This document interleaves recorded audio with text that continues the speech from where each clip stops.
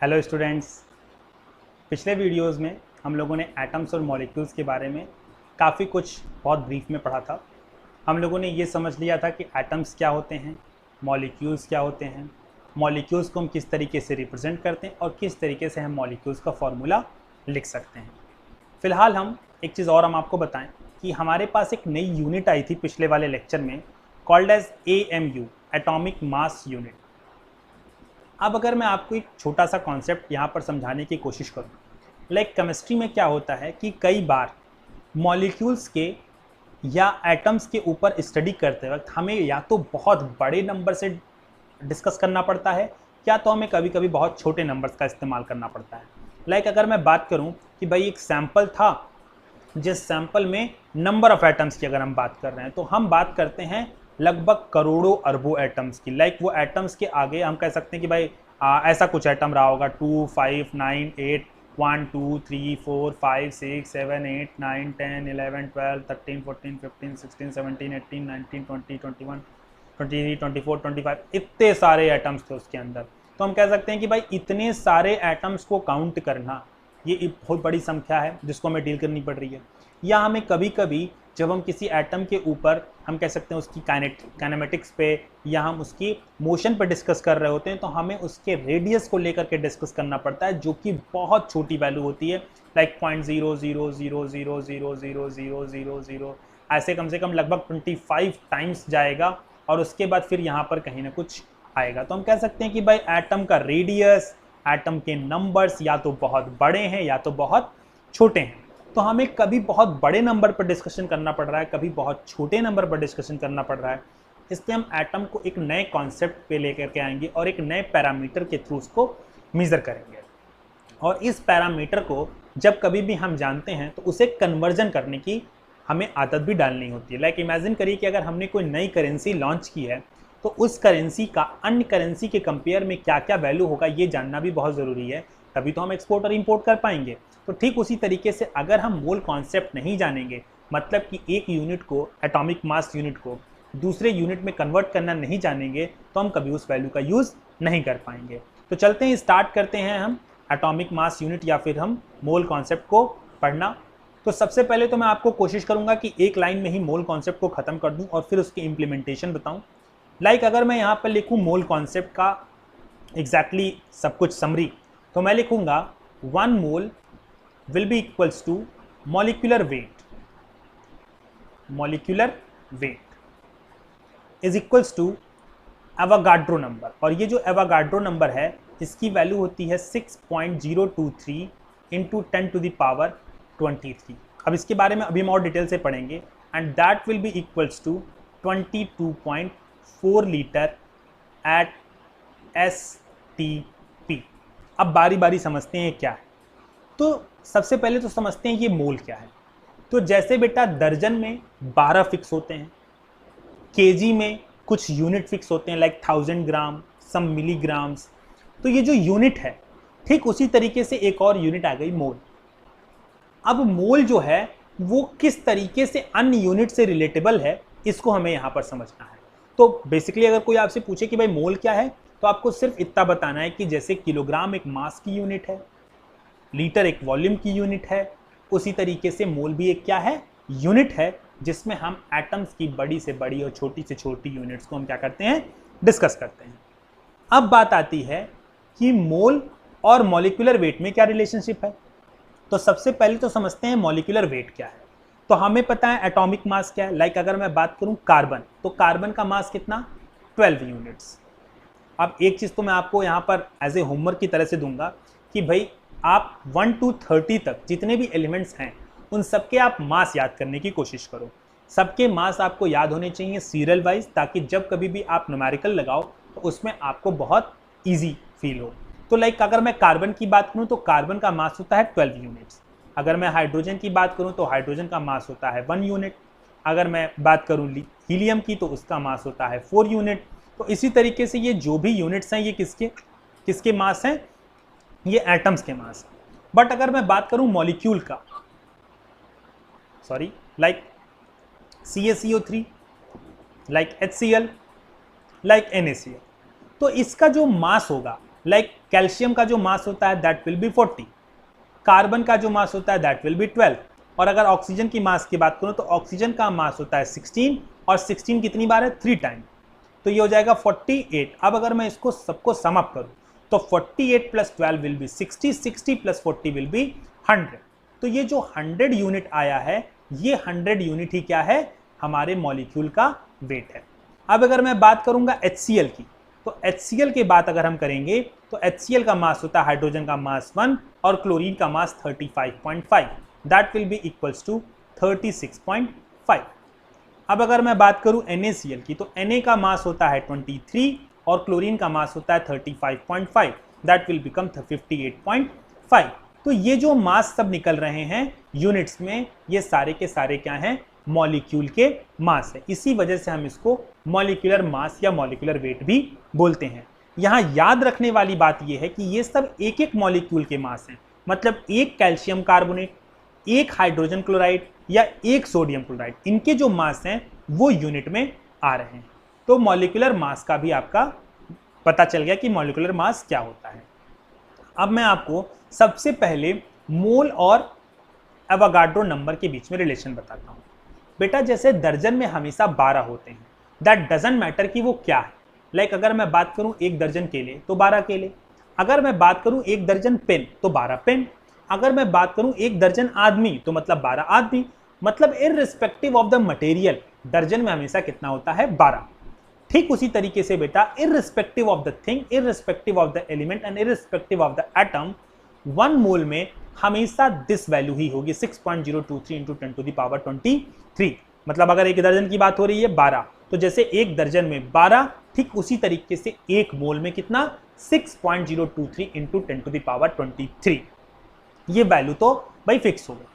अब अगर हम बात करेंगे 1 मोल का मॉलिक्यूलर वेट, तो हमें पता है कि एक एटम का वेट तो बेटा 12 यूनिट है, ये तो हमने बहुत पहले से याद कर रखा है, और ये किसके रिस्पेक्ट में है, कार्बन के रिस्पेक्ट में।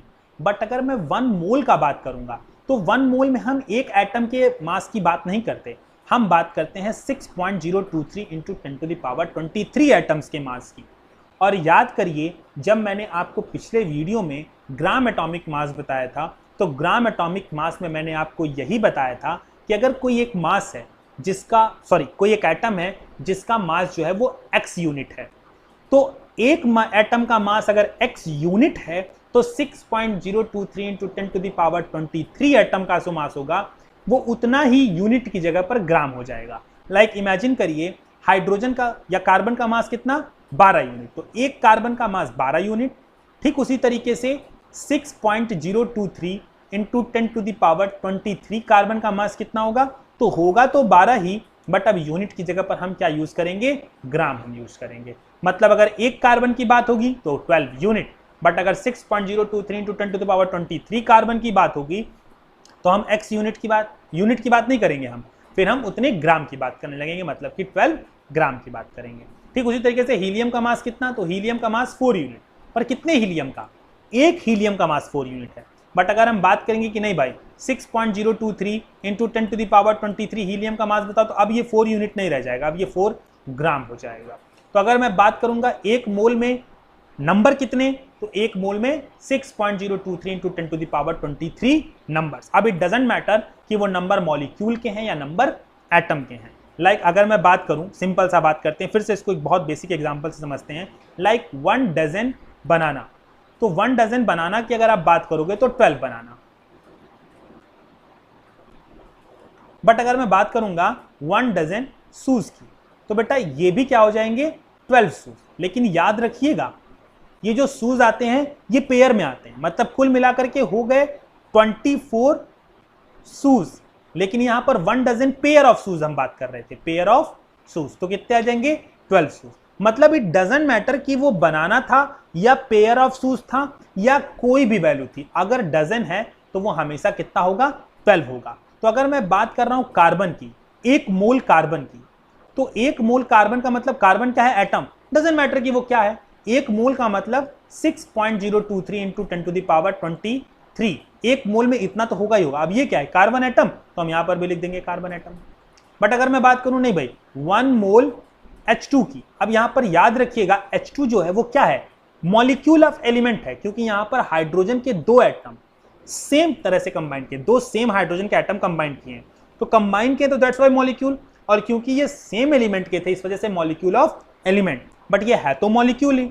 अब बात आती है कि यहां पर एटम था, यहां पर मॉलिक्यूल था, बट दैट डजंट मैटर कि यहां पर एटम था या यहां पर मॉलिक्यूल था। एक मोल में हमेशा क्या होगा 6.023 इंटू 10 टू द पावर 23।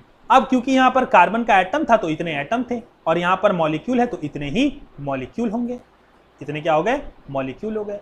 अब अगर मैं कहूं नहीं भाई इसको एटम में कन्वर्ट करो, तो मैं क्या कहूंगा एक मॉलिक्यूल में कितने एटम, तो हम कहेंगे हाइड्रोजन के दो एटम। भाई ये जो H2 है ये एक मॉलिक्यूल है, पर इसमें एटम कितने हैं, तो हम कहेंगे दो बार हाइड्रोजन है, मतलब एक मॉलिक्यूल में कितने एटम, दो एटम। तो इतने मॉलिक्यूल में कितने एटम, तो 2 से हम मल्टीप्लाई कर देंगे, तो this will become 2 into 6.023 into 10 to the power 23 atoms हो गए। तो ये कुल मिलाकर के आपको कन्वर्जन सीखना पड़ेगा। तो अब अगर मैं यहाँ पर छोटी छोटी चीजों को बता चुका हूं तो मैं फिर से एक बार आपको क्लैरिफाई करना चाहूंगा। लाइक अगर मैं बोलूं 1 मोल, तो 1 मोल में की वैल्यू कितनी होगी, 1 मोल हमेशा होगा मॉलिक्यूलर वेट के इक्वल, और ये जो मॉलिक्यूलर वेट होगा वो कितने नंबर का हम निकालते हैं 6.023 इंटू 10 टू द पावर 23। अब या तो भैया ये एटम होगा, या तो मॉलिक्यूल होगा, या तो फिर आयन होगा, दैट डजंट मैटर, ये कुछ भी हो सकता है। और हम बात करेंगे कि ये टोटल किसके इक्वल होगा 22.4 लीटर के, बट अगर हमने यहाँ पर 22.4 लीटर लिखा है तो हमें यहाँ पर लिखना पड़ेगा एट STP। अब बात समझते हैं ये STP क्यों लिखना पड़ेगा। STP का मतलब होता है बेटा standard temperature and pressure, where temperature is nothing but 0 degree Celsius और 273 kelvin and pressure is nothing but 1 ATM, 1 atmospheric pressure. अब अगर हम बात करें कि इस कंडीशन पर ही क्या 22.4 लीटर होगा, तो बिल्कुल सही बात है। जब बेटा कहीं पर भी हम वॉल्यूम बताते हैं तो क्योंकि टेम्परेचर चेंज होने की वजह से वॉल्यूम चेंज होता रहता है, क्योंकि वॉल्यूम जो है वो टेम्परेचर डिपेंडेंट क्वांटिटी है। लाइक इमेजिन करो अगर टेम्परेचर बहुत ठंडा है तो हम सिकुड़ के बैठते हैं, हमारा वॉल्यूम क्या हो जाता है कम हो जाता है। अगर टेम्परेचर बढ़ गया तो हम फैल के बैठते हैं तो हमारा वॉल्यूम क्या हो जाता है बढ़ जाता है। तो इसका सिंपल सा कॉन्सेप्ट ये है कि जो टेम्परेचर का घटना बढ़ना है वो वॉल्यूम को भी इफेक्ट करेगा। इसी वजह से अगर हम कह रहे हैं कि 1 मोल 22.4 लीटर है तो ये किसी खास टेम्परेचर पर ही होगा, और वो टेम्परेचर कितना है 0 डिग्री सेल्सियस। अगर हम 1 मोल को 22.4 लीटर पर फिक्स कर रहे हैं तो हमें यहाँ पर बताना पड़ेगा कि कितने टेम्परेचर पर 1 मोल की वैल्यू 22.4 लीटर होती है, और वो कितनी होती है STP, मतलब कि स्टैंडर्ड टेम्परेचर और प्रेशर। जिस तरीके से टेम्परेचर वॉल्यूम को इफेक्ट करता है ठीक उसी तरीके से प्रेशर भी वॉल्यूम को इफेक्ट करता है। इसी वजह से 1 एटमॉस्फेरिक प्रेशर और 0 डिग्री सेल्सियस टेम्परेचर पर ही 1 मोल में 22.4 लीटर होगा। अगर ये वैल्यू चेंज होती है तो 1 मोल में फिर 22.4 लीटर नहीं होगा, 1 मोल की वैल्यू वॉल्यूम में कुछ और हो जाएगी। और कितनी हो जाएगी, इन सब चीज़ों को जानने के लिए हम और प्रैक्टिकल गैसियस लॉ पढ़ते हैं, वो हम क्लास 10th में या फिर 11th में हम डिस्कस करेंगे। तो फिर चलते हैं आगे और डिस्कस करते हैं। लाइक इमेजिन करते हैं अब इसी लाइन को अगर मैं बात करूं किसी एक पार्टिकुलर एलिमेंट के लिए लिखना, तो अगर मैं बात करूंगा भाई सोडियम के बारे में, तो जब हम बात करेंगे सोडियम के बारे में लिखने के लिए तो हम कहेंगे 1 mole sodium will be equal to, अब बात आती है सोडियम तो एटम है, एटम का मास कितना होता है 23 यूनिट। सोडियम का एटम का मास कितना है 23 यूनिट, बट हम कितने सोडियम की बात कर रहे हैं 1 मोल की। तो 1 मोल सोडियम में सोडियम कितने, तो 6.023 इंटू 10 टू द पावर 23, और सोडियम का एटम मतलब कि इतने सोडियम एटम। एक बात तो क्लियर हो गई। अब अगर हम बात करें भाई इसका मॉलिक्यूलर वेट कितना है, तो मॉलिक्यूलर वेट एक सोडियम का होता है 23 यूनिट, बट इतने सोडियम का क्या हो जाएगा, तो मैंने कहा था कि जब कभी भी इतने नंबर की बात होगी तो यूनिट कन्वर्ट हो जाता है ग्राम में, तो कितना हो जाएगा 23 ग्राम। और अगर हम बात करेंगे 1 मोल सोडियम वॉल्यूम कितना ऑक्यूपाई करेगा, तो आप कहोगे 22.4 लीटर। तो कुल मिलाकर के अगर आपको एक एलिमेंट का केवल मास याद है तो आप मोल कॉन्सेप्ट की पार्टिकुलरली ये लाइन लिख सकते हो। लाइक इमेजिन करो अगर मैं कहूं कि नहीं भाई आप कैल्शियम के बारे में लिखो, तो आप लिखोगे 1 mole calcium will be equals to 6.023 into 10 to the power 23 calcium atom. और क्योंकि एक कैल्शियम का मास होता है 40 यूनिट, तो इतने सारे कैल्शियम का जो मास होगा वो हो जाएगा 40 gram is equals to 1 mole calcium का जो वॉल्यूम होगा दैट विल बी 22.4 लीटर। और क्योंकि हम यहाँ पर वॉल्यूम बता रहे हैं इस वजह से हम हमेशा STP कंसीडर करेंगे। तो इसका मतलब डजेंट मैटर कि आपको मोल कॉन्सेप्ट बहुत अच्छे से अभी समझ में आया कि नहीं आया, पर एक चीज तो मैं बहुत गारंटी के साथ कह सकता हूं कि जिस भी एलिमेंट का आपको मास पता होगा उस हिसाब से आप इसका लाइन जरूर लिख लोगे। एक और एग्जांपल हम लोग ट्राई करते हैं, लाइक हाइड्रोजन। तो H2 है, यहां पर हम बात करेंगे 1 मोल H2 का, तो 1 mole H2 will be equals to 6.023 into 10⁻23 H2। अब H2 क्या है, मॉलिक्यूल है या एटम? तो हम बात करेंगे ये तो मॉलिक्यूल है, क्योंकि ये तो ग्रुप है एटम्स का, तो हम क्या करेंगे H2 मॉलिक्यूल्स। बट अगर कोई तुमसे पूछता है कि नहीं भाई हमको तो एटम चाहिए, तो H2 मॉलिक्यूल में कितने एटम? तो एक H2 मॉलिक्यूल में 2 एटम। हाइड्रोजन के कितने एटम? 2। तो हम टोटल अगर एटम की बात करेंगे तो इतने में कितना, तो 6.023 इंटू 10⁻23 इंटू 2 हाइड्रोजन एटम, ये हो जाएगा एटम्स की वैल्यू। अब अगर हम बात करेंगे नहीं भाई वेट कितना, तो हम कहेंगे एक हाइड्रोजन का वेट होता है 1 यूनिट, तो 2 हाइड्रोजन का वेट होगा 2 यूनिट। लेकिन यहाँ पर 2 हाइड्रोजन की बात हम नहीं कर रहे भाई, ये तो H2 का वेट हुआ 2 यूनिट, इतने सारे का कितना हुआ? तो जब कभी भी इस नंबर से हमें मल्टीप्लाई करना पड़ेगा तो 2 यूनिट की जगह पर वैल्यू कितनी हो जाती है? 2 ग्राम। यूनिट किस में कन्वर्ट होता है? जब हम मोल की बात करते हैं तो ग्राम में। और इसका वॉल्यूम कितना होगा? 22.4 लीटर एट STP। तो कुल मिलाकर के अब मैं ये कह सकता हूं कि किसी भी एलिमेंट का नाम सुनते ही आप मोल कॉन्सेप्ट की ये लाइन तो बहुत अच्छे से लिख सकते हो। तो चलते हैं फिर अब आगे पढ़ते हैं और इस पर हम कुछ न्यूमेरिकल्स डिस्कस करने की कोशिश करते हैं। तो चलिए स्टार्ट करते हैं। सबसे पहले हम डिस्कस करेंगे क्वेश्चन नंबर 1।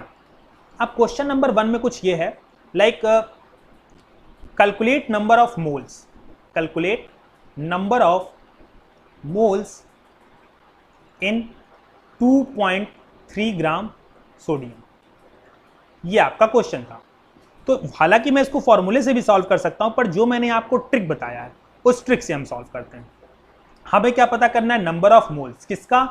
2.3 ग्राम सोडियम का। तो क्या पता करना है, कितने में पता करना है उसको छोड़ दो, सिर्फ एलिमेंट का नाम याद रखो। एलिमेंट का वो लाइन लिख दो। तो हमने सोडियम का पता कर रहा, तो सोडियम का क्या हो गया? 1 mole sodium will be equals to 6.023 into 10⁻23 सोडियम। इसका वेट कितना होगा भाई? 23 ग्राम होगा। और इसका वेट कितना, वॉल्यूम कितना होगा? 22.4 लीटर एट STP। ये लाइन लिखते ही अब पता करो कि हमें क्या वैल्यू निकालनी थी। तो हमें पता करना था नंबर ऑफ मोल और कन्वर्ट किस में करना था? वेट में। तो हमें पता करना था नंबर ऑफ मोल और कन्वर्ट किस में करना था? वेट में। तो हम इन दोनों को कंपेयर करेंगे। तो हम क्या कहेंगे? हम कहेंगे 1 mole sodium will be equals to 23 gram. ये चीज तो हमें कंफर्म है। हमें पता करना है 2.3 ग्राम सोडियम में, तो वेट में मोल पता करना है, तो वेट को इधर ले जाओ, मोल को इधर ले जाओ। तो हम लिखेंगे 23 gram is equals to 1 mole of sodium. तो 23 ग्राम का पता है, 2.3 ग्राम का निकालना है, तो यूनिटरी मेथड लगा दो। 23 ग्राम का इतना है तो 1 ग्राम का कितना हो जाएगा? 1 अपॉन में 23 मोल ऑफ सोडियम। और अगर 1 ग्राम का पता चल गया तो हमें 2.3 ग्राम का भी पता चल जाएगा। तो 2.3 ग्राम का मल्टीप्लाई करो तो 1 अपॉन में 23 इंटू 2.3 मोल ऑफ सोडियम। तो ये कैंसिल आउट हो जाएगा और कितना आ जाएगा? 1/10 मीन्स 0.1 मोल ऑफ सोडियम। कहीं पर भी कोई फॉर्मूले का यूज नहीं हुआ। बट अगर हम फॉर्मूले का इस्तेमाल करें तो फॉर्मूले का इस्तेमाल हम कुछ इस तरीके से कर सकते हैं, N is equals to W/M, where N is number of moles, W is given weight and M is molecular weight. तो अब अगर हम बात करें N की वैल्यू हमें निकालनी थी, गिवन वेट कितना था? तो क्वेश्चन में गिवन था 2.3 ग्राम और मॉलिक्यूलर मास कितना था? 23 ग्राम। बाय मोल सोडियम का मॉलिक्यूलर मास कितना? 23। तो इसको कट आउट करोगे तो वैल्यू कितना आ जाएगा? 0.1 मोल्स। तो ये रहा आपका विथ फॉर्मूला और ये जो रहा ये रहा यूनिटरी मेथड। हालांकि मैं आपको बता दूं कि राइट नाउ अभी आपको फॉर्मूला बहुत ईजी लग रहा होगा, बट समटाइम्स जब काफी ज्यादा टेक्निकल क्वेश्चन आ जाता है तो उस केस में आपको ये लाइन ही हेल्प करने वाली है। फॉर्मूला हो सकता है उस समय पर गलत इंप्लीमेंट आपसे हो जाए। चलते हैं हम इसके ऊपर कुछ और क्वेश्चंस लगाते हैं और अपना डाउट क्लियर करते हैं। लाइक अगर मुझसे एक और क्वेश्चन पूछा गया that calculate number of atoms in 2.3 gram sodium, ये हमको पता करना है। तो अब हम फिर से देखेंगे, हम क्या पता करना है? Number of atom. कितने में पता करना है? 2.3 ग्राम में। पर इन सब चीज को ड्रॉप कर दो। सबसे पहले याद रखो किस एलिमेंट के बारे में पता करना है। जिस एलिमेंट के बारे में पता करना है उसका लाइन लिख दो। 1 mole sodium will be equals to 6.023 into 10 to the power 23 atoms. That will be equals to 23 gram sodium, and that will be equals to 22.4 liter at STP. अब आपको क्या करना है भाई? आपको निकालना है नंबर ऑफ एटम। तो अब नंबर ऑफ एटम कहां पर है? यहां पर। और वेट यानी यहां पर। जिस तरीके से आपको वेट से नंबर ऑफ एटम निकालना है, तो इस लाइट में वेट और नंबर को कंपेयर करो। जो निकालना है उसे राइट साइड में रखो, जिससे निकालना है उसे लेफ्ट साइड में रखो। तो हम क्या लिखेंगे? हम लिखेंगे 23 gram sodium will be equals to 6.023 into 10 to the power 23 atom. ये तो हमें कहां से पता चल गया? लाइन से पता चल गया। अब हम क्या करेंगे? 23 ग्राम सोडियम में कितने एटम है हमें ये तो पता है। अब हमें कितने में निकालना है? 2.3 ग्राम में। तो इससे 1 ग्राम का निकालो, फिर 2.3 ग्राम का निकाल लो। तो 1 ग्राम सोडियम में कितने एटम्स? तो हम कहेंगे 6.023 into 10 to the power 23 atom. और फिर हम क्या करेंगे? 2.3 ग्राम में जब निकालना होगा तो हम 2.3 ग्राम सोडियम में दोनों साइड 2.3 से मल्टीप्लाई कर देंगे। तो दिस विल बिकम, सॉरी यहाँ पर 23 से हमें डिवाइड भी करना पड़ेगा। 23 ग्राम में इतना, तो 1 ग्राम में 23 नीचे चला जाएगा। तो दिस विल बिकम 23 इंटू 2.3। तो what we will get is ये 10 टाइम्स। और फिर जब हम इसको मल्टीप्लाई करेंगे या डिवाइड करेंगे तो क्या हमें आ जाएगा? 6.023 into 10 to the power 22 atoms of sodium. ये हमें आंसर मिला कितने में? 2.3 ग्राम में। और अब अगर मैं बात करूं कि नहीं भाई हमें तो ये सिंपल यूनिटरी मेथड से था, हमें फॉर्मूला से सॉल्व करके बताओ। तो देखो फॉर्मूला से हम कैसे सॉल्व करेंगे? हमें सबसे पहले नंबर ऑफ एटम निकालने के लिए n की वैल्यू निकालनी पड़ेगी। तो n is basically W/m। W कितना था? 2.3 ग्राम। मोलर मास कितना? 23। तो n की वैल्यू कितनी आ गई? 0.1 मोल। अब हम बात करेंगे 1 मोल में कितना एटम्स होते हैं? तो 6.023 into 10 to the power 23 atom होते हैं। तो 0.1 मोल में कितने होंगे? तो 0.1 में हो जाएंगे 6.023 into 10 to the power 23 into 0.1। This will become 6.023 into 10 to the power 22 atoms of sodium. तो मीन्स किसी भी चीज को कन्वर्ट करने के लिए अगर आप फॉर्मूला लगाना चाहते हो तो पहले उस चीज को आप कन्वर्ट करोगे मोल में और फिर फर्दर मोल से आप पार्टिकुलर वैल्यू निकाल लोगे। बट अगर आप लाइन के थ्रू निकालना चाहते हो, मेरी जो गिवन लाइन है उस लाइन से अगर आप निकालना चाहते हो तो आपको क्या करना है? आपको सिर्फ करना है कि किस चीज को किस में कन्वर्ट करना है। उन दोनों चीजों को यहां पर ढूंढो। जो गिवन है उसको राइट साइड में रखो, जो निकालना उसको लेफ्ट साइड में रखो, यूनिटरी मेथड लगा करके निकाल दो। चलते हैं एक क्वेश्चन और इस पर डिस्कस करते हैं। लाइक इमेजिन आपसे एक क्वेश्चन पूछा गया, calculate volume of 4.6 gram of sodium. ये आपसे पूछा गया। तो अब अगर आपसे ये पूछना है तो हम कुछ इस तरीके से कैलकुलेट कर सकते हैं। आपको किसको निकालना है, क्या निकालना है, भूल जाइए। आपको सिंपली क्या करना है? जो एलिमेंट है उसके लिए लाइन लिख लिए। तो आप क्या लिखेंगे? 1 mole sodium will be equals to 6.023 into 10 to the power 23 sodium will be equals to 23 gram will be equals to 22.4 litre at STP। तो अब आप क्या करोगे? आप ये कहोगे कि भाई 4.6 ग्राम की वैल्यू हमको निकालनी थी, तो ग्राम को कन्वर्ट करना था वॉल्यूम में। तो ग्राम यहां है और वॉल्यूम यहां है, तो इसको कन्वर्ट करना है इसमें। जो गिवन है उसको राइट साइड में, तो 23 ग्राम हमने राइट साइड में रखा। जो निकालना है वॉल्यूम, मतलब कि गिवन वॉल्यूम हम क्या करेंगे? लेफ्ट साइड में रखेंगे। तो हम क्या रख दिए? 22.4 लीटर। अब क्या करो? अब इसकी यूनिटरी मेथड लगा दो। यूनिटरी मेथड 23 ग्राम में इतना लीटर, तो 1 ग्राम में कितना? तो दिस विल बिकम 22.4 अपॉन में 23। अब हम बात करेंगे भाई 1 ग्राम में इतना हो गया, तो 1 ग्राम के बाद अब आप क्या करोगे? निकालना कितना था? 4.6 ग्राम में। तो 4.6 gram will be equals to 22.4 upon में 23 इंटू 4.6। अब अगर आप इसको कट करके देखो तो ये 0.2 टाइम्स में कट जाएगा and this will become 4.48 litre. ये आपको वैल्यू मिल जाएगी। 4.6 ग्राम में इतने लीटर्स होते हैं। तो उम्मीद रखता हूं कि ये वाला क्वेश्चन भी आपको बहुत अच्छे से समझ में आ गया होगा। अब एक क्वेश्चन आगे के लिए हम लोग और डिस्कस करते हैं, और इस बार हम एक थोड़ा कॉम्प्लिकेटेड क्वेश्चन लेते हैं। लाइक हमसे क्वेश्चन पूछा गया, calculate the number of each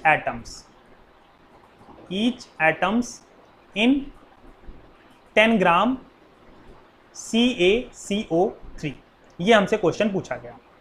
तो अब क्या करना है, नंबर हमें निकालना है, और कितने में, 10 ग्राम। बट दैट डजंट मैटर, हमें क्या करना पड़ेगा, कैल्शियम कार्बोनेट के बारे में वो लाइन लिख देनी पड़ेगी। सॉरी, तो हम लिखेंगे 1 mole CaCO3 will be equals to 6.023 into 10 to the power 23 CaCO3। यहां तक तो हमें कोई समस्या नहीं है। अब 1 मोल में वेट लिखना है, तो जो वेट होता है वो किसके इक्वल होता है, मॉलिक्यूलर वेट के। तो चलो मॉलिक्यूलर वेट निकालो। तो कैल्शियम का 40, लाइक यहां पर मैं निकाल के दिखा दे रहा हूं, लाइक CaCO3 का अगर वेट निकालना हो तो इसका 40, कार्बन का 12 और ऑक्सीजन का 16 होता है। तो 16 3 जा 48। अब जरा तीनों को जोड़ो तो कितना आ जाएगा, 100।